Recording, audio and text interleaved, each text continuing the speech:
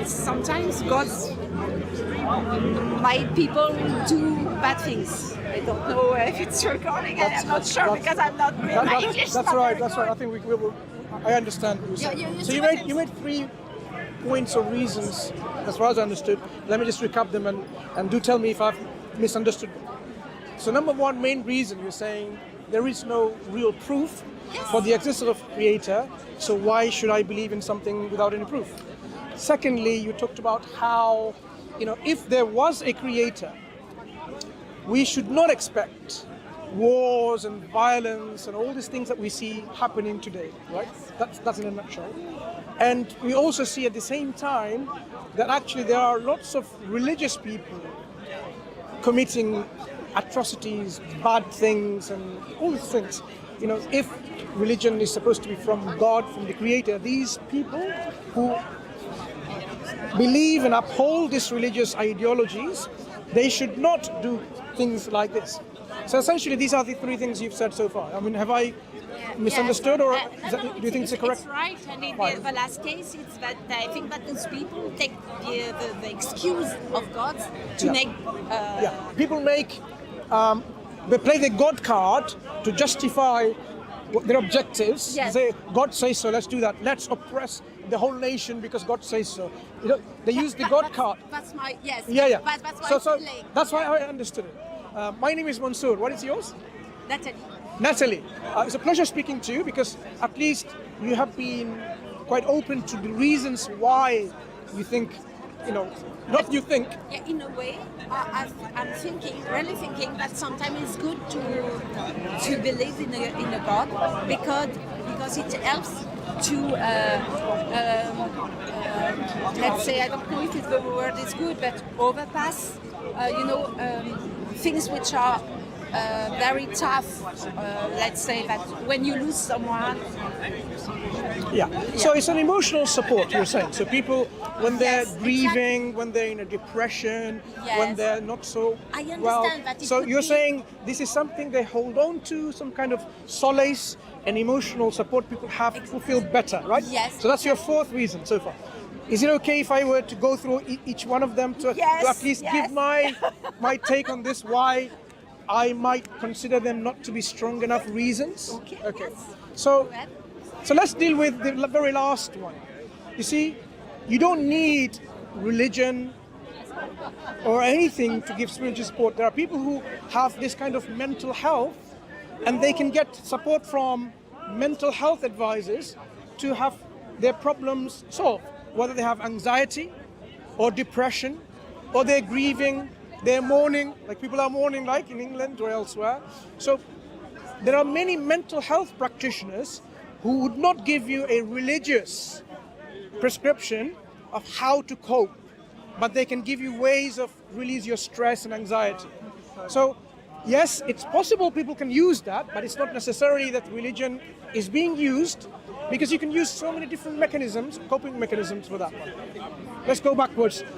Your 3rd example about if people were believing in a Creator, they should not have acted unjustly in this way and commit all this oppression and suffering, aggression and so on.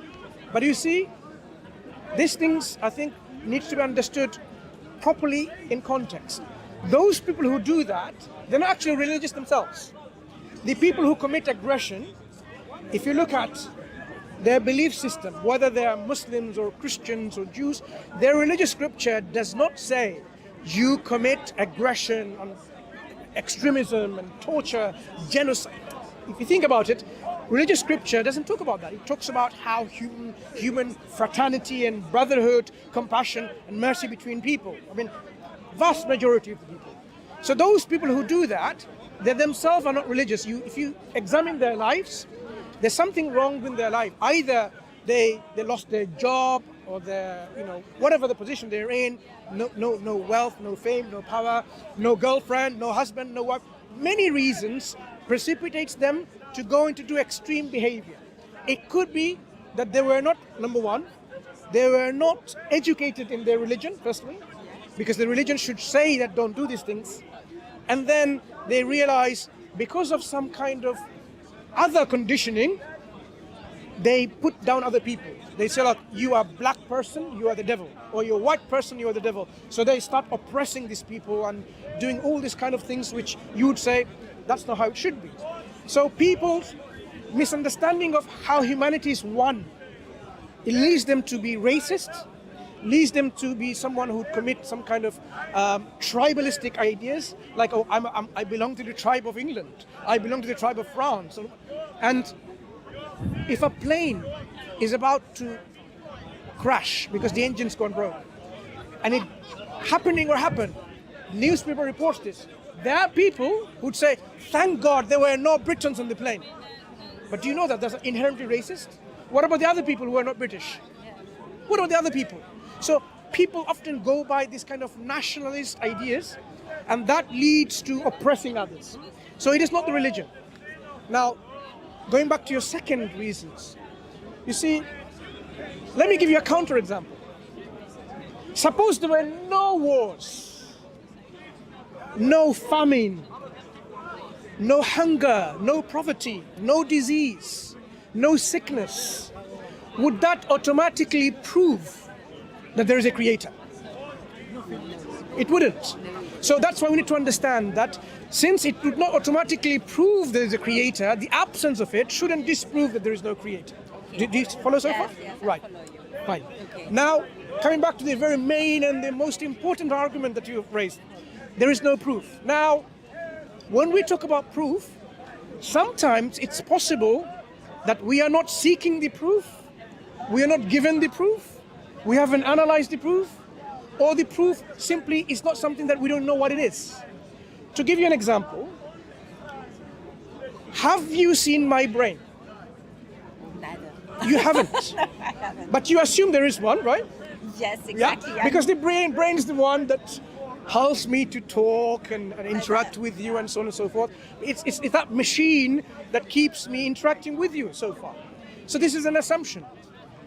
But you're quite happy with that assumption, and that is an assumption that is almost equal to proof that I have a brain. Even though you haven't seen a CT scan or an MRI. X-ray probably not see visibly. MRI or a CT scan, this is the imaging that we do to see. I work in a hospital, so I can tell you exactly hundreds of images that we see every day of people's internal body parts, whether their brain and so on. So not having seen one does not stop us from believing and accepting, and even accepting as a matter of evidence that you have a brain. So there are many things. Another example, I'll limit to only two. Gravity is something that all of us accepts. We haven't seen gravity. We don't know what color it is. We don't know how it feels, how it is able to touch. So we can't touch it, feel it, smell it. We can't see it. None of our five senses can see gravity. All we see is what? The effect of gravity. If something falls, we say, because of something that is there, which we say is gravity, that is the force that is pulling everything towards the center of a larger body compared to a smaller body. You see, everything else is attracted back to the center of this earth because the earth exerts this force of gravity because it's bigger than everything else. But if you had a force more than the gravitational pull, you would be floating or you go outside the space. And that is the technology we used to go outside the space through our, in the orbit and put our satellites. A force greater than that. Now, so we have asserted the existence of gravity from what? From the effects of gravity. We don't know what gravity looks like, or we don't even, you see, we are postulating maybe there are something called gravitons, like electricity and electrons, photons, maybe there's something called gravitons. We have not proved anything yet. But we are ready, scientific community-wise, that there is this force which we see the effects of. So if we were to now go by this principle, that yes, if we can see the effects of something, effects of an agent or effects of a cause or a causative agent, we can accept the existence of it. Okay? Right. Many of the evidences that you will see is based on this principle, that we see the effects of the creator placing, creating, originating this universe, and that's all we see. Because other than accepting that originator, the cause, it is not rationally explainable the existence that we see. To give you now a breakdown of what I mean. But even before, if I were to say that, before I go into this, what proof would satisfy? And you'd say, now I am convinced, I am certain that there is a creator. Because we have to be ready to accept evidence when it's an evidence which is reasonable. We may not know what it looks like. To give you some thing that people see, people ask and demand. Shall we go this way? Yeah. Imagine someone from the sky says, It's okay. Okay, less noise from there. Imagine you see in the sky some image, and it then tells you, why are you so far? An image, and then you hear a voice, and the voice says, I am God. I created all of these things. Now, there might be some people who believe in it. Would you believe in it? I would probably not. Because I might think, okay, is there some kind of projection there where is some kind of trickery happening, voice projection, image projection? Could I be deluded? Could I have some kind of illusions, historic illusions? Or have we been gassed to see all this kind of, if you have neurochemical agents and they exert all these effects and now we are imagining things, we are seeing mass delusion. It's possible. Have you heard of people seeing the image of Fatima or someone in Spain or in Europe, from the Catholic people? Mass delusion happens. Okay, that's from our perspective. From their perspective, they see the real thing. So it is difficult for one to understand and accept that this thing we're now saying in imaging is actually God. We will question it. We would not be convinced. Okay? So what would be convincing is the question. I would leave that for you to ponder. So I will have a lot of things to... Yeah. But I want to go back to how it's demonstrable that there is a creator. Quite simply. You see, there are things that exist in our existence, and majority of the people accept that we exist, things around us exist. You and I exist. I affirm that you exist, and I'm sure you affirm this, I exist too. But there are people out there who are very hyper-skeptical. They say, I don't know whether you exist or not.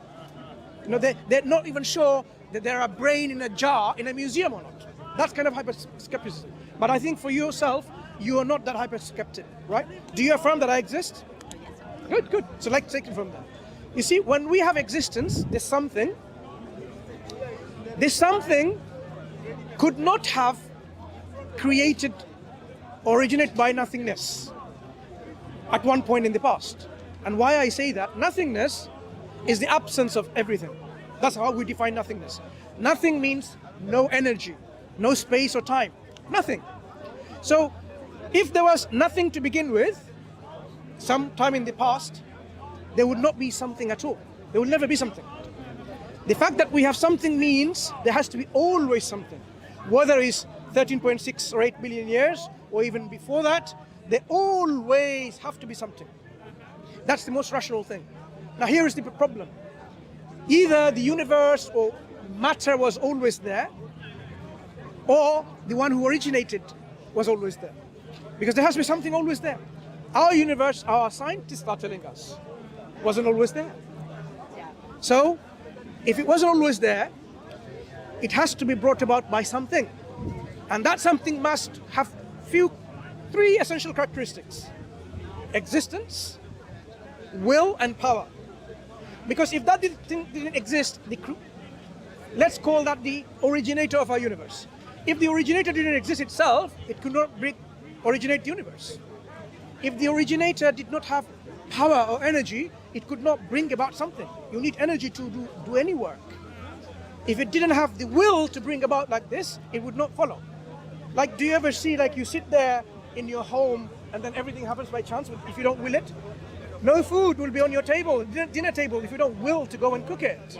Yeah. So the originator will be existing and will be self-aware with a will and with energy or power. We already have come to reasonable assertions about the originator of our universe. You see, And then from there onwards, you can logically and rationally deduce there can only be one of those things. There can only be one of these originators. If there were more than one who are absolute like this, they will fight among each other and there will be all corruption, ruin, and there will be nothing like that. But we see look how everything's in their own orbit, circulating, very precise. You've heard about the gravitational constant. We talked about many things like that, demonstrating there is one agent who is in control. But you see, that's why I do not create in God. In fact, it's because 2 days ago we went to the museum, history museum here in London, yeah. And in fact, everything is a kind of hazard. I don't know the word in English, but you see, it's the life was created like this. There is no person. No one which is at the real beginning. In fact, there is no originator. There is nobody. It's other. That's what I believe. Yeah. In the museums, yes, or in the scientific field today, yeah, people are struggling to understand what we call the origin of life from matter. yes, yeah? But it's original. It's physics or chemistry. Yeah. Yeah. So this evolution that you're probably alluding to is only talking about evolution of living things, living life from dead matter or organic or inorganic matter. Matter, life. People are still struggling to explain that because abiogenesis is that science in which it's describing that process and still so many different processes. Richard Dawkins believed life came from outer space because he could not explain, or he doesn't have the reasons to convince himself that life arose from this universe by all these chemical reactions and so on. So even prominent scientists like that. But I'm going not on life, on the very existence of matter. Matter is either always there or it wasn't. We know it wasn't always there. That's the current understanding of science. And if it was always, even if it was always there, you have to postulate, you have to give matter consciousness, will. So that again gives a cause, an agent, a causative agent, an agency with a will. An agency, the will, is already a personal entity, a personal being. So even if you go to a museum, they do not help us to solve this problem that we have, that there has to be something that originated all of that, who has a will, self-awareness, power.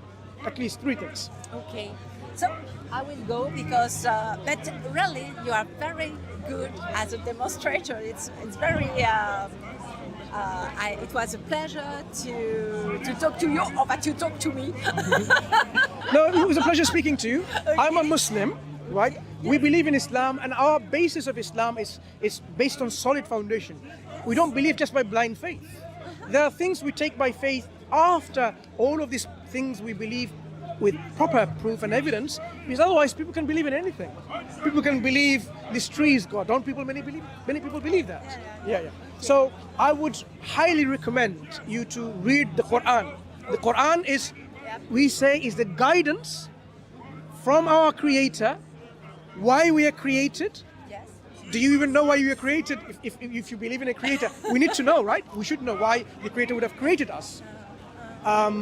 And how to live our life here without causing any problems, without causing aggression and terror and oppression with people and so on, but to live in peace, tranquility, mutual harmony, with no differentiation between black people or white people. In fact, Prophet Muhammad, he is the last prophet of Islam, right? Okay. So as Muslims, so I am convinced I should read the Quran and read about the biography of the Prophet Muhammad. Okay. Sallallahu